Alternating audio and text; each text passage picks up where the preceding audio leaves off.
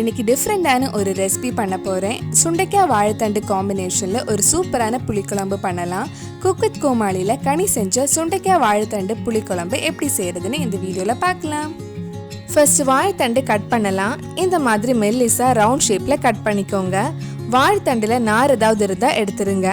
இதில் அந்த அளவுக்கு நார் எதுவும் இல்லை. வாழைத்தண்டு கருப்பாகாமல் இருக்கிறதுக்கு மோர் தண்ணியில் போட்டு வைக்கலாம்.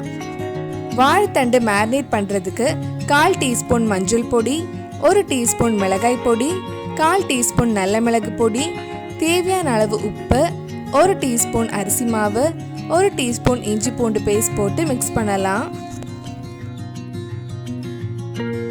இந்த மசாலாவை வாழைத்தண்டில் நல்லா தடவி ஒரு 15 நிமிஷம் ஊற வைக்கலாம்.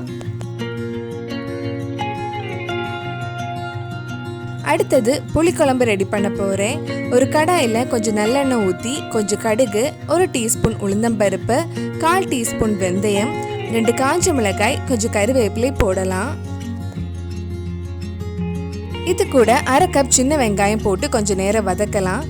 நம்ம சேனலில் இதுக்கு முன்னாடி பண்ண குக் வித் கோமாளி ரெசிபிஸ் நீங்கள் இன்னும் பார்க்கலைன்னா அதோட லிங்க் கீழே டிஸ்கிரிப்ஷன் பாக்ஸில் இருக்குது. மறக்காமல் அந்த வீடியோஸும் போய் பாருங்கள். வெங்காயம் கொஞ்சம் வதங்கினதும் இது கூட 2 டேபிள் ஸ்பூன் பூண்டு சேர்த்து வதக்கலாம். புளிக்குழம்புக்கு தேவையான கொஞ்சம் புளி தண்ணியில் ஊற வச்சுருக்கேன்.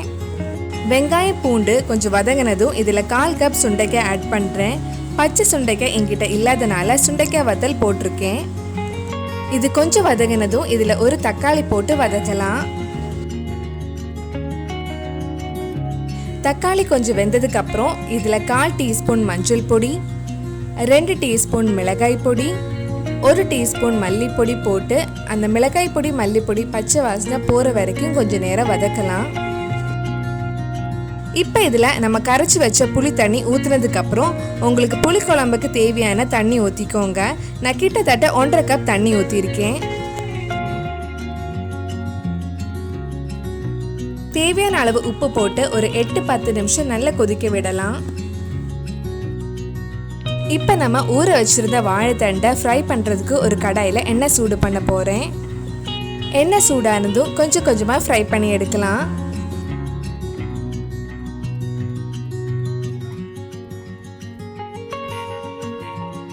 இந்த மாதிரி ஃப்ரை ஆனதும் எடுத்துடலாம். இந்த மாதிரி மிச்சம் இருக்கிற வாழைத்தண்டையும் ஃப்ரை பண்ணி எடுக்கலாம். இந்நேரம் புளிக்குழம்பு ரெடி ஆயிருக்கும். நம்ம வாழைத்தண்டும் அழகாக ஃப்ரை பண்ணி எடுத்துட்டோம். இனி இது குழம்புல போட்டு கொதிக்க வச்சா சுவையான சுண்டைக்காய் வாழைத்தண்டு புளிக்குழம்பு ரெடி ஆயிடும். புளிக்குழம்பு நல்லா கொதிச்சு எண்ணெய் எல்லாம் பிரிஞ்சு வந்திருக்கு. இப்போ இதில் வறுத்து வச்சிருந்த வாழைத்தண்டு போட்டு ஒரு 2-3 நிமிஷம் லோ ஃப்ளேமில் கொதிக்க வைக்கலாம். சுவையான சுண்டைக்காய் வாழைத்தண்டு புளிக்குழம்பு ரெடி ஆயிடுச்சு. கண்டிப்பாக நீங்களும் இந்த புளிக்குழம்பு உங்கள் வீட்டில் செஞ்சு பாருங்கள். இந்த வீடியோ உங்களுக்கு பிடிச்சிருந்தா லைக் பண்ணுங்கள், உங்கள் ஃப்ரெண்ட்ஸ் அண்ட் ஃபேமிலிக்கு ஷேர் பண்ணுங்கள்.